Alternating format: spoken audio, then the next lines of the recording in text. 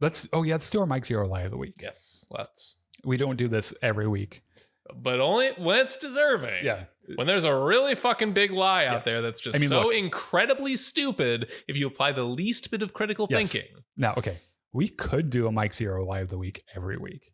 Mm-hmm. Because Mike Zeroh lies every week. But that would kind of devalue it. Yeah. And right. And I got to wade through Mike Zeroh bullshit. Yeah. And I would not wish that upon my worst enemy. So this one's relevant because Star Wars Acolyte is coming up.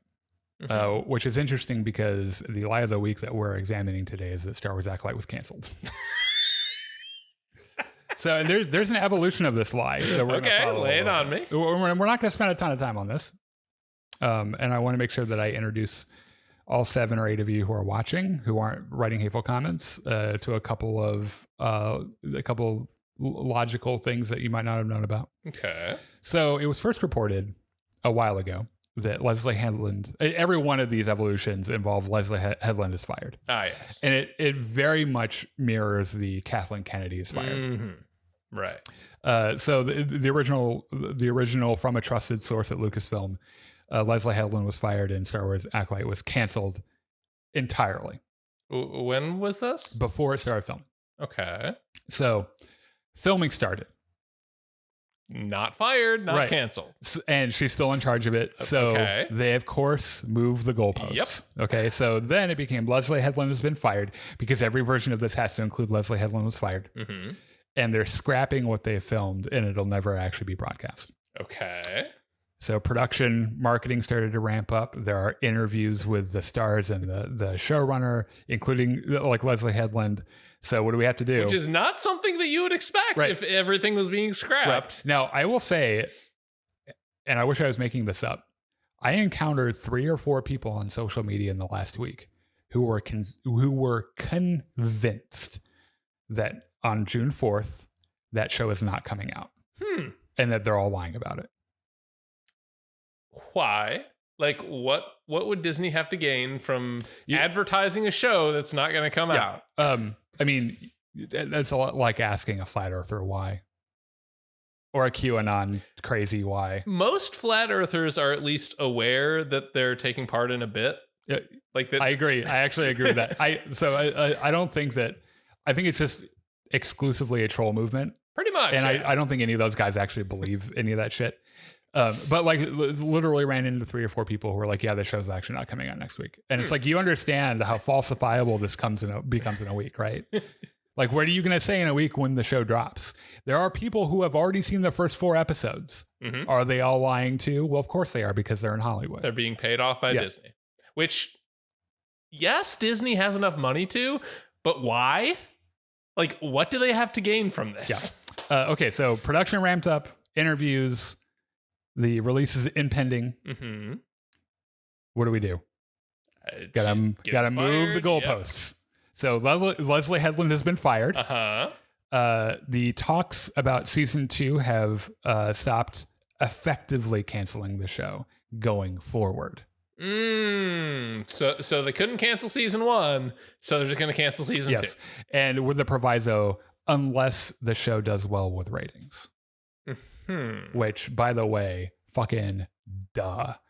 Do you not know how Hollywood works? That's how it is. Yeah. You have a show, people like it, they will make more of it. The only reason this is not prophetic. This is the only reason Rebel Moon Part 2 happened is because it was already fucking done. Like, Part 1 came out, shat the bed. If there was any way that they could have written off Part 2 and made money off of it, they would have done it. Yeah. Because it would have made more than what came out. Yeah. So it was an interesting thing about the season 2 talks of effectively. Mm-hmm. So it turns out Leslie Headland has actually met with Pablo Hidalgo to discuss adding new characters in further seasons. Story group, right? Yeah. Yes. And she has publicly said several times that they plan to have a multi-season run. And by all accounts, that is what she's preparing for. To be fair, they have not greenlit the second season. Sure. I expect that they will. If what we get is as good as all the reviews and the critics are saying, I fully expect it. So I want to introduce you to a couple of. We turn this into a little bit of an education. Okay. Now this is going to go way over the heads of most of the people who are like, meh. Sure. That's fine. The first is the moving the goalpost fallacy, which is you've mentioned a couple times. Which is you make a prediction. You see this a lot in religion. You make a prediction, the world's going to end. Jesus wrong. or Thor or whoever's going to come back. The world keeps spinning. Yes, that date comes and goes, and you say, "Oh, what I actually meant was my calculations were incorrect," or we have 100 more days. Right, you misinterpreted what I said. What I actually said was this, which is the moving goalpost fallacy. And the other one is the Texas sharpshooter fallacy, which people like Mike Zeroh excel at.